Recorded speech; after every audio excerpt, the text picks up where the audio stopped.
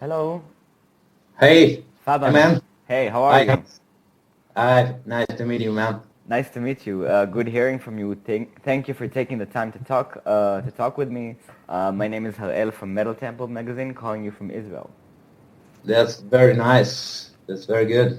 Thank Thank you. you for your interest in my band, and of course, I'm really fascinated by talking with someone from Israel, actually. So that's Uh-huh. okay. Okay, thank you. Okay, so tell me, Fabban, the new Aborym album, Negative, is coming out January 15. So how was the experience? Any It's coming on 25 January. Yeah. Really? Has it been Yeah. changed? Because I've read No, no, 15. no. They told me the release date is fixed on 25 January. Yeah. Wow, I see. Okay. No So, problem. okay. So bad news, that means later, but okay. So tell me, how was the experience any different for you than on previous Aborym releases? Um, okay, I didn't get the chance to read your question, so everything is new for me actually. So Oh, it's a it's okay. shame because MJ told me you'd like them. Yeah, That's yeah, yeah, okay. yeah, yeah. My fault, man, because I was very busy and so never get the chance to read it. Anyway, it's No okay. worries. Yeah. So the different experience here and different. Okay, so the writing process in this album is at the highest level of complexity and difficulty I have ever attempted in the last years probably. So I Uh-huh. pushed myself to write things that were more difficult to execute Okay. because I knew I had musicians that could do it. So I wrote things that I myself couldn't play, which I've never done before.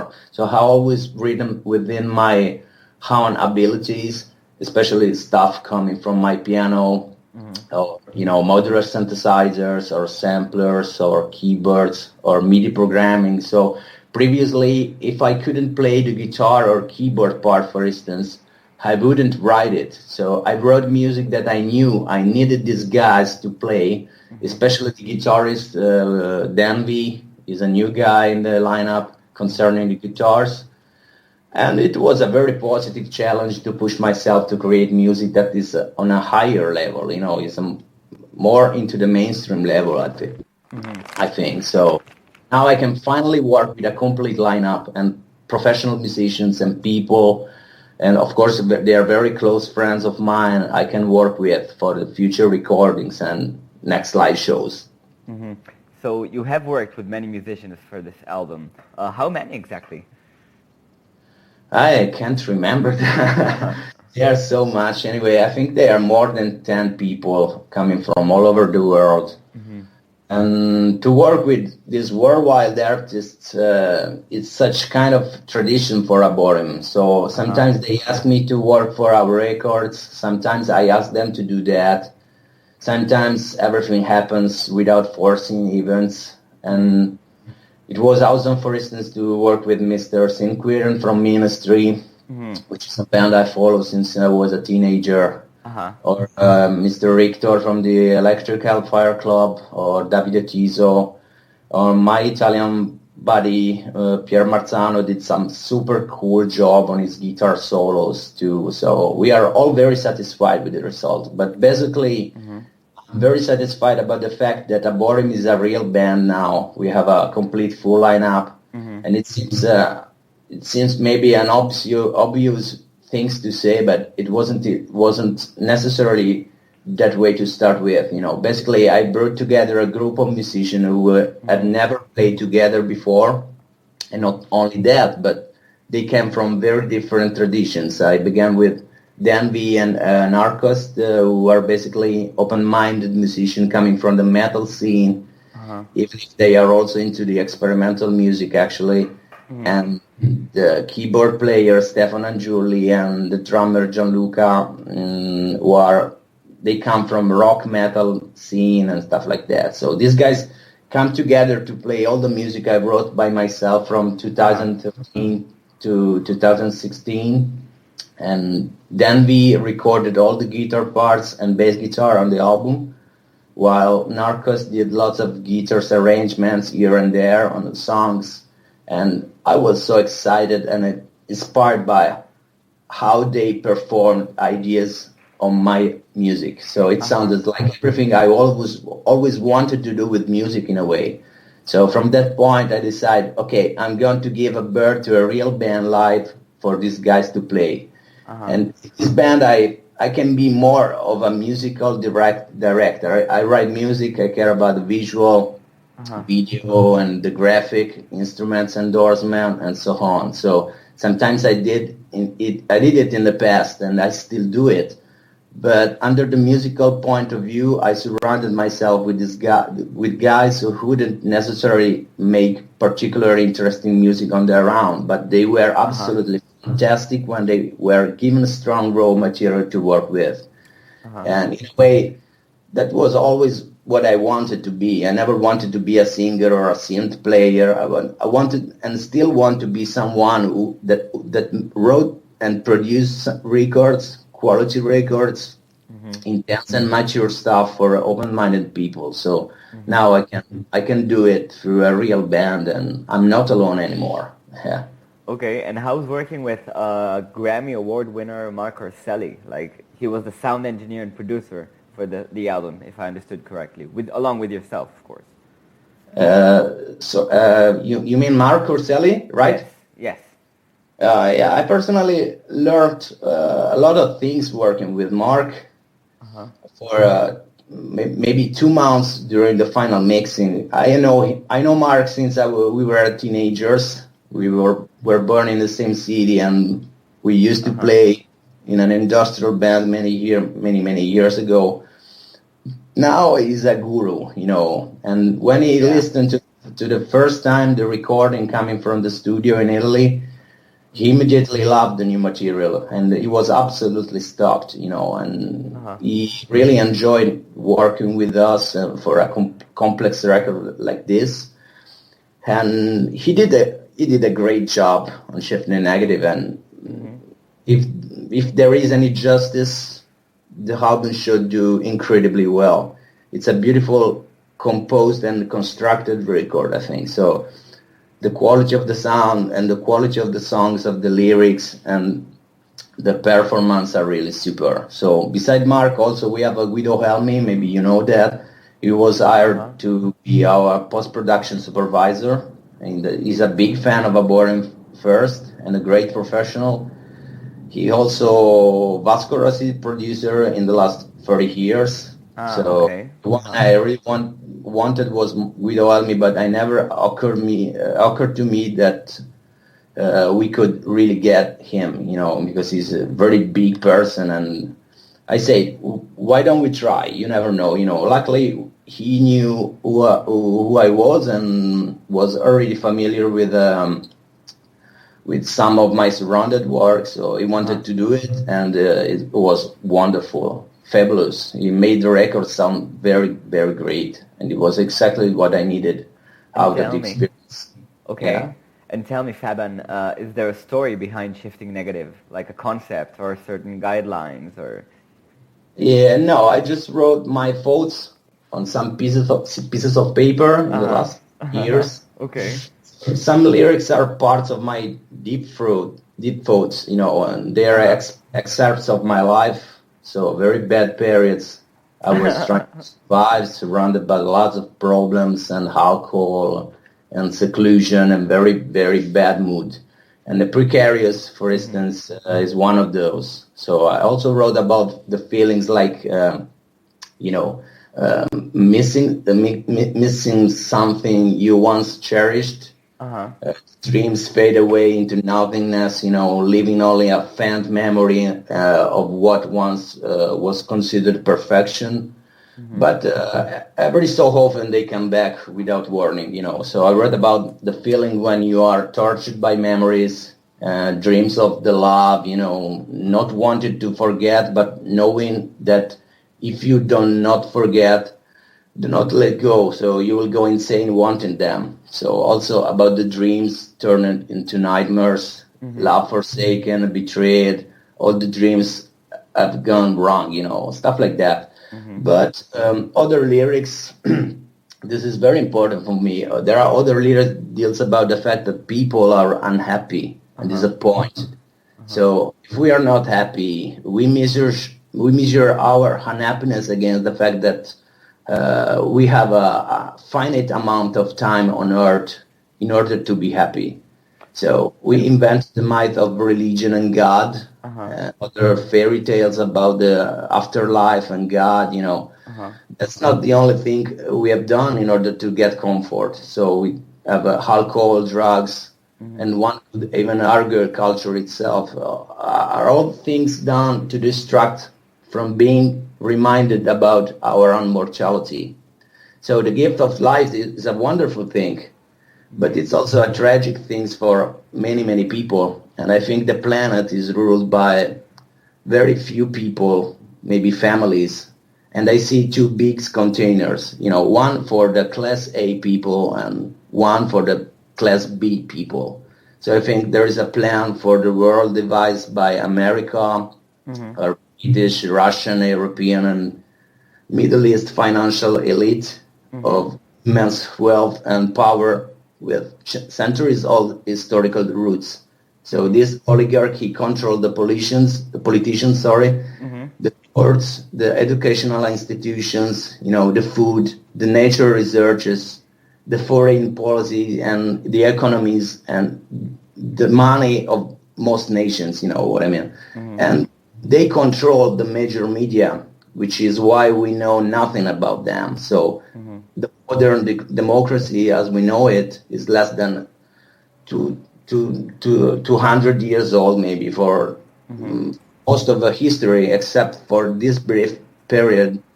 The world has been ruled by powerful elites who wielded absolute power over their societies, so controlling the wealth and resources of their world and dominate their people by force. So those people cobble plans to restore this model of totalitarian rule on a global scale. So I wrote stuff about kind of this. For instance, Decadence in a Nutshell talks about it, or also you will listen to You Can't Handle the Truth song. They feel about this stuff, actually, yeah.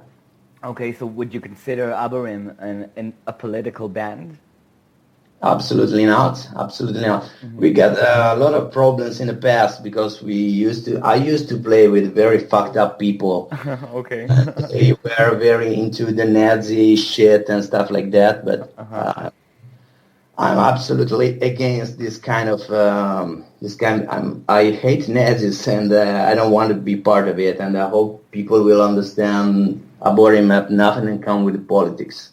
But I tried somehow to talk about my own vision of politics, which is more universal. I don't care about right or left or central politicians. I don't care about it. I just care about people, and people is the main influence for me regarding politics. So if you want to do politics, you have to care about people first. And I think what I see all around is just pure crap, So absolutely, the answer is no, absolutely not. I see. Okay, and going back to working in the studio, how much space is there for improvisation in the studio, like last-minute calls and changes about the material itself? Because you are working with so many talented musicians, so I'm trying to understand the sense of the dynamics inside the studio itself. I approached it in the way I approach all my records, which is a demo. I demo everything fairly elaborately. The difference this time is that I a lot of more space for accidents. The pre-production is very important for me in order to make demonstrations, stuff that are at a very high level in the terms of completeness and of arrangements and stuff like that. So specific demos that communicated to the other members what I wanted the band to do. So every day when we walked into the studio, everyone knew the arrangements and parts that were mapped out in terms of who was supposed to do what and where. Having said that, the whole point of having a group of musicians like this is not tie them to a particular approach or way of performing. So things were kind of loose, you know. They had a lot of inputs from me, particularly into the arrangement parts or the guitar solos and stuff like that. In fact, all the solos are their solos. In general, I'm telling them what to play, but there's a lot of improvisation too. Absolutely right. You got it. Yeah. Good. Okay. So tell me, you know, for my first impressions of listening to Shifting.negative, I ran through the entire album like 2 or 3 times from the promo.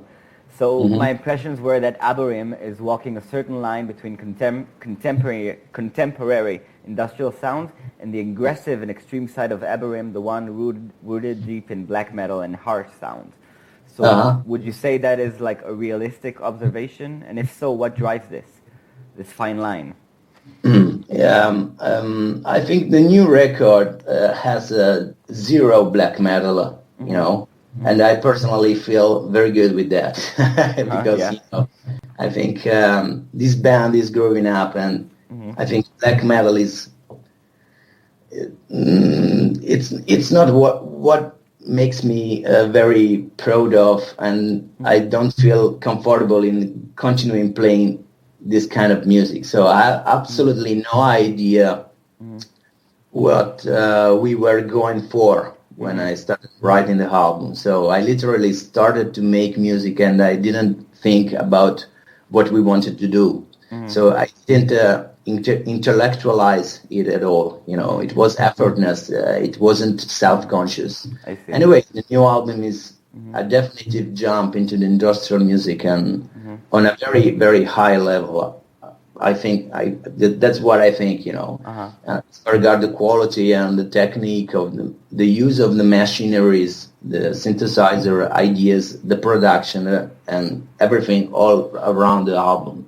And we are all very, very satisfied with that. So I think this record is just second to none. Yeah. Okay, so outside of something out topic, what are the disadvantages of playing rock and roll for a living, or playing like music in general, from your perspective? Yeah. To tell you the truth, I have a job here in Rome, and you know, music is not a job actually for me. So I get money doing graphic designer for a big company, and I'm trying to do my own stuff as video maker. A few days ago, I was hired by a Rome-based industrial psychedelic band to film their video clip.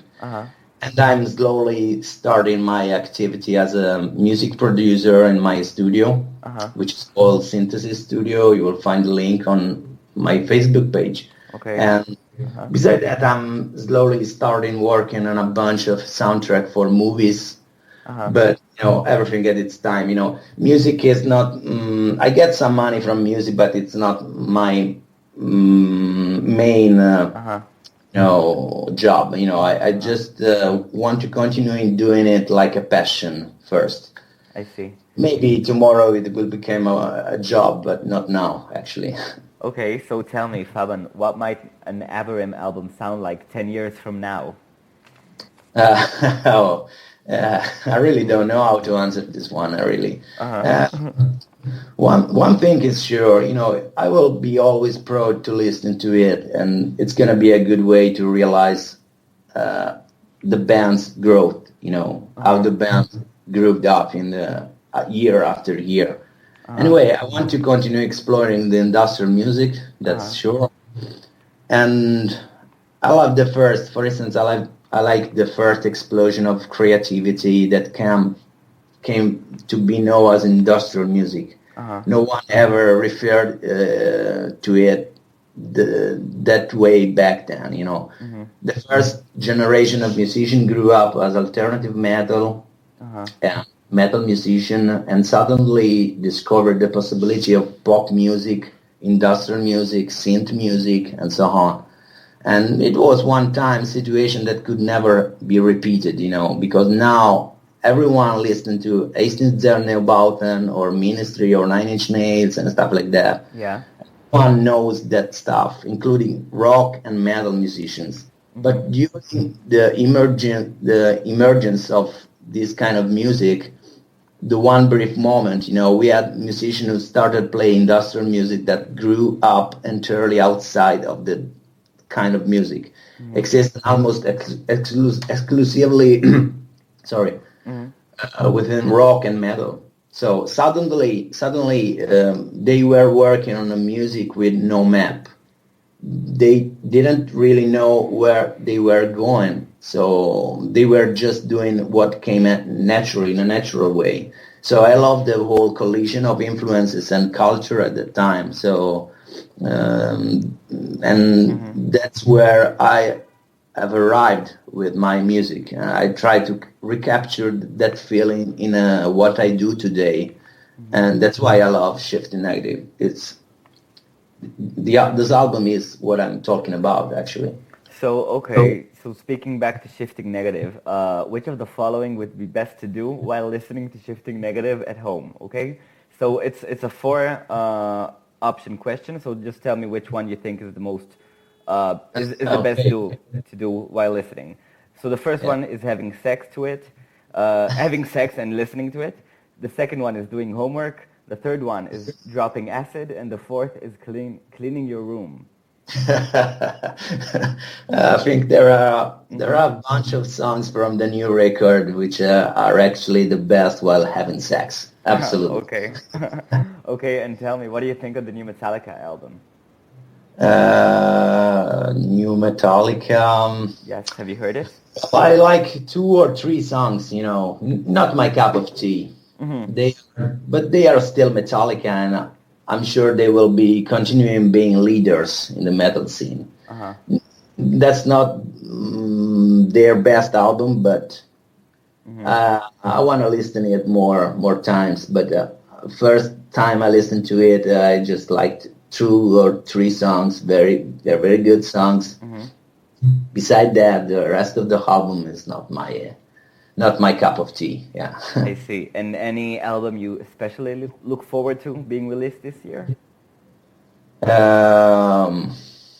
Let me think about it. I'm looking forward to listen to a new record from Tears for Fears and Depeche Mode. Also, I'm waiting for Voivod album, 9 Inch Nails, of course, and I'm just working, as I told you before. I'm just doing I'm filming a video clip for a band which is called the De Flore. I type on Skype. Wait.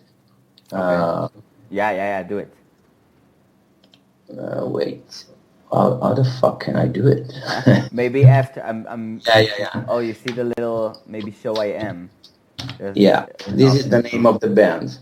They are called De Flore. So I just listened to a couple of new songs for their upcoming album, and I'm really curious to listen to it. So I'm looking forward to listen to this band, actually. Okay. And have you read any good books lately?